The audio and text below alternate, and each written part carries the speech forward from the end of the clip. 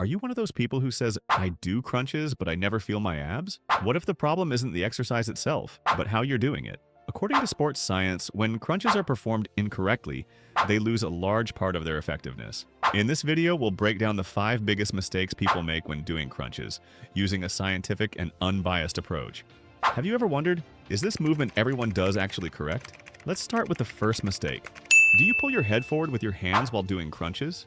According to expert trainers, this habit can place unnecessary stress on the neck. So, which muscles should actually be doing the work? Your abdominal muscles. The neck should only follow the movement. It should never initiate it. So, how fast should crunches be performed? Is faster really better? Doing crunches quickly might feel more intense. But scientific research shows that as speed increases, control decreases, and momentum takes over. This can significantly reduce muscle activation. More repetitions do not always mean better results. Is your lower back actually safe while it's on the floor?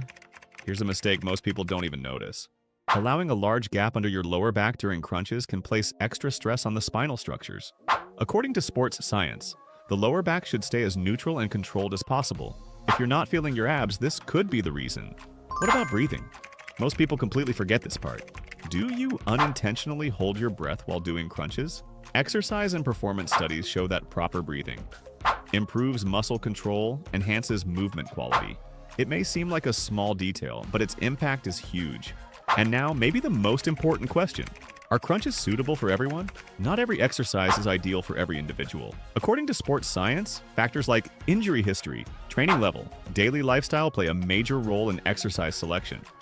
Crunches might not be right for you, and that's completely normal. To sum it up, when it comes to crunches, it's not about how many you do, it's about how you do them. Smart training leads to better performance, lower injury risk, and a more sustainable lifestyle. Remember, proper technique will always matter more than high repetition counts.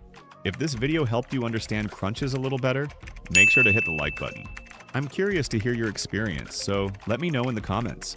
Do you actually feel your abs when you do crunches or not at all? I read every comment. And if you enjoy science-based fitness content, don't forget to subscribe for more videos like this.